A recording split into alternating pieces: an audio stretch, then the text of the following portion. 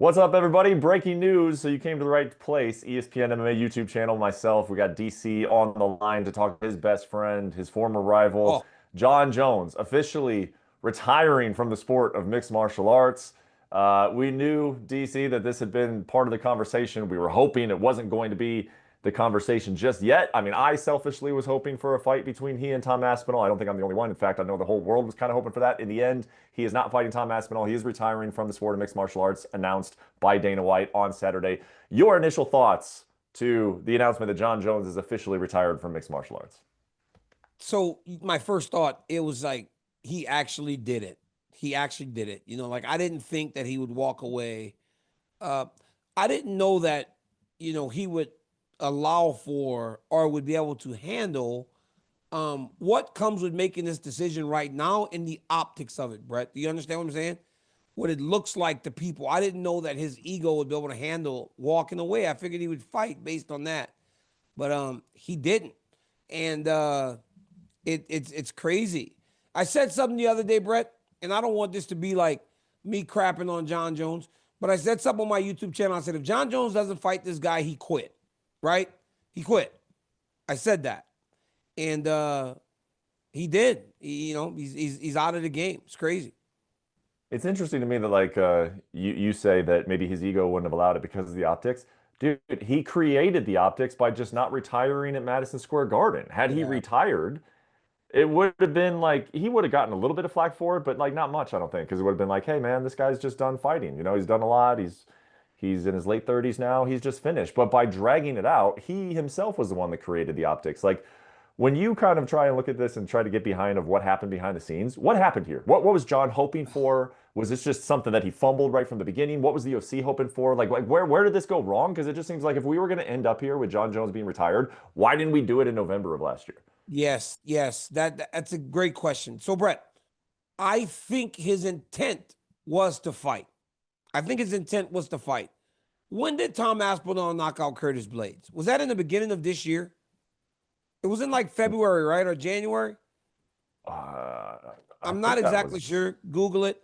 I But think that was last year actually. was it You keep before he talking, I'll fought? find out. Was it before? If it was before he fought in November against Stipe, um, I believe that when he beat Stipe, his intention was to continue. I just don't know that when he started to train, it's like, I don't really want to do this no more. And I know what it's going to take to beat this guy. You got it for me? July of last year. So it had been a long time since Tom So had he was fought. he was before Stipe. So Yeah. Aspinall's just kind of waiting. Remember that appearance he had? Aspinall went there. This guy was so excited to fight him, and I don't know that he could find that love to get up to do what he knows he would need to do in order to get past this guy. There's a time at times where you just kind of know you're done, and it feels like that's where Jones is. I know that I'm kind of putting you on the spot here, and I know that, your response on this is going to be looked at as biased. But did Jon Jones walk away? Did Jon Jones retire because he thought that he was going to lose to Tom Aspinall? Hmm. So here's the thing. I've said constantly, I don't think that Jon Jones is afraid of anyone. I really don't believe that. But what he has done is he has allowed for the conversation to happen. You asking that question, Brett, is not unfair anymore because of the way that he did this.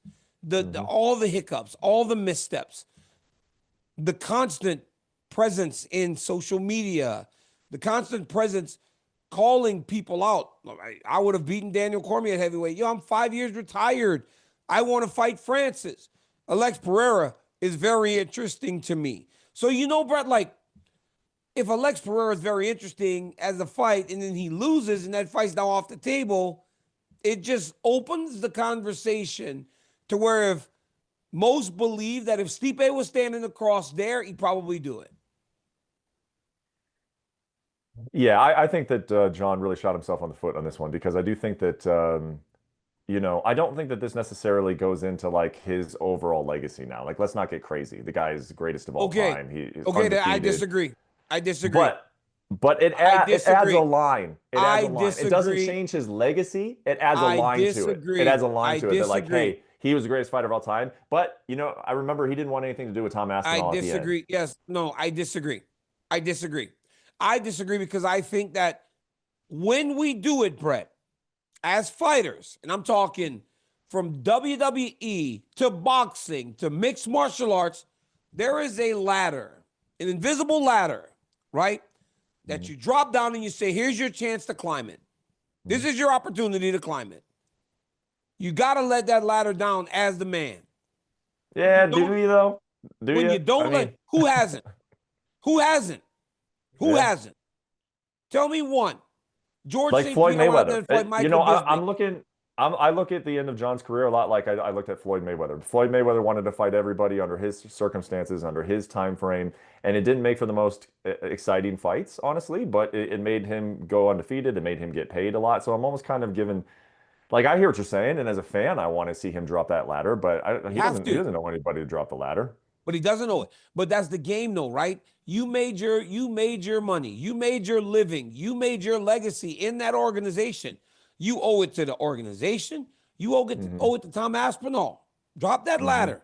Here's your chance. And even if it came with a caveat, I'm going to fight this kid. But don't think for a second that you're going to get another one out of me because I know that I'm pretty much done. Because Yeah. guess what? He would have been the favorite to win the fight. And as a guy Yeah. that's competed against him, I almost expected him to win the fight. It's Yeah. 37. I was the heavyweight champ and the light heavyweight champ at 39. Jon Jones is amazing in the octagon. All right. Well, one more question about John, and we'll get to a little bit of spinning forward with Tom. Do you think this is, you ever think he fights again? Because I do. I think he fights again. What do you think? I do. And I think Yeah. that's going to be another misstep. That's another misstep. You know, this puts the UFC in a very, very interesting situation because Tom Aspinall can go fight somebody else. And imagine if he loses to Cyril Gane. Then what? Then what? Because Cyril Gane's good. He's the man. John wiped Mhm. them out. How are you, Jon Jones, at 38 years old, watching Cyril Gane as the heavyweight champ going, this took me a minute and 20 seconds last time. I can go do it again Yeah. and not have to deal with the unknown. Then that would just hurt more. So for me, in terms of legacy preservation, I hope this is it. Because if Mm. anybody else gets that belt and he tries to come back, it's going to be a bad look. But does he really care, Brett? Does he really care with the look? I mean, I thought his ego wouldn't let him quit before he fought this kid because he cared. But by walking away, it shows me he really doesn't care all that much what people think. Yeah, I mean, I say that he'll come back and fight just because he doesn't strike me as a guy who's done. And he seems like he's still got something in the tank. He likes He's money, yeah, good. you He's know. still really So good. he's still great, man. He's the So best heavyweight in the world, Brett. I just don't think, yeah, he doesn't want Tom Aspinall. So then I guess that then connects us to this other part is that Tom's going to move on, and if Tom were to potentially lose to somebody that John would prefer to fight, then we could maybe see him fight again. But who is that person? Do you think it's Cyril Gane? You think Tom Aspinall's fighting Cyril Gane? That's what's getting announced this week, International Fight Week. You have two options. You have two options. You have Cyril Gane and you have Jailton Almeida. I know that the tall kid, 6'11", 6'7", Alexander Volkov has done Hmm. well too. But Tom beat him already. I think Hmm. you have Cyril or you have Jailton. And I believe that in those fights, hey, Tom Aspinall may bring some stability to this division. He was pissed the other day when he came on Good Guy, Bad Guy. He wants to fight. So I could Yeah. see a world in which this dude fights in like July, August, because he's so Hmm. ready to get back to work. Do you think we'll ever see him fight Alex Pereira? Because to me, DC, that's the one. We're disappointed that we're not getting John and Tom. Yeah. Yeah. Surreal is like it's a good fight, but it's like it just still feels like such a letdown from John and Tom. So I have seen other suggests, and I've suggested it Oh, myself, like let's just move Alex up right now. I mean, do it do you right think that now. there's even a I'm in. possibility? I And never thought about it, but there you go. You're smart. You've been around this thing long enough to know now. You want to take Sean Shelby's job and Mick Maynard? I know you. not really. At first you were just a pretty face, but now you know, dude. That would be awesome. I saw Lex Pereira weigh 243 the other day on a scale on an Instagram Like, post. I would do it. I would Man, do it. that's the excitement one right there. And you think if Alex Pereira goes in and knocks out Tom Aspinall, that we're not going to see Jon Jones back in the octagon within six Yes, he would. months fighting Alex Yes, he Pereira? would. He said Alex Pereira excites him. That's the fight that excites him. He said he Yeah. wants things that excite him. Tom Aspinall doesn't excite him. That's what he said. One more thing to close it all out, and that is that John, uh, your guys' differences aside, he has meant something to this sport for a very long time. What Yes, kind of a loss is it to the sport if it's John big. never competes again? It's big. We're talking about a kid that started this thing at like 19, 20 years old. He has spanned three different eras of heavyweights and light heavyweights. He did the Vitor Belforts and the Shogun Huas and the Rampage Jacksons. And then he moved on to the Rashad Evans and myself and Alexander Gustafsson into Santos, Reyes, Anthony Smith, all the way back to Stipe. Nobody Mhm. gets that amount of time at the top without the crowd catching you. Because when you're the best, everyone's training to beat you. Jon Jones somehow managed to not only stay relevant, but also win every time he stepped foot in that octagon. Everything else aside, all the stuff Mhm. outside of the octagon, he won every time. He was put in a fight with a man one on one, and he beat me in Anaheim, Brett. And I can tell you this without question.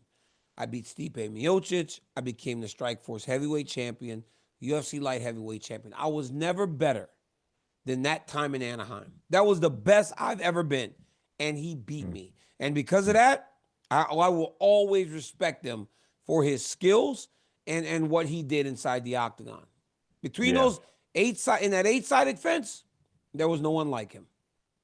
Yep. Yep. As a fan, man, I'm gonna definitely, as a fan of the sport, I'm definitely gonna miss him. And I was hoping we were gonna get one more out of him, and maybe we still will, but not against Tom Aspinall, and not this year. It doesn't look like. And I hope that maybe he shows up International Fight Week and gives us a little bit of a press conference, man. I was thinking that this was a weird way to announce the retirement of Jon Jones. Just Dana kind of saying it in at a press conference over in Baku, uh, Azerbaijan. Yeah, it seemed like an odd way for Yeah. this news to come out. When Chuck Liddell retired, I don't know if you remember this, but it was like hotel lobby, MGM, up at the dais. He's crying. He's got the tears, and like media are asking him questions. I It hope kind that of made him John, too. I hope that John wants to do that, and that the UFC gives him an opportunity to do that because that feels right. So I guess we'll see when we hear from him again, if and when we hear from him again. But that's a wrap on the breaking news. Thank you so much for joining us. Thank you for DC jumping on here, taking the time, and Yep. stay tuned because this story I don't feel like it's completely over. Maybe it is, but retirements in MMA, you never know. With Jon Jones, you never know. So keep it here. We'll be talking about it again if and when the time comes. Yeah, and on Good Guy, Bad Guy Monday, Chael's back. I cannot wait to get his opinion on this. It's gonna be a fun episode. Chael and I gonna both be just spewing hate at Jon Jones for not fighting Tom Aspinall. But hey, Brett, like you said, if it's over, it's a sad day in MMA. But make sure you guys don't miss Good Guy, Bad Guy for Chael and I talking about the retirement of Jon Jones from mixed martial arts.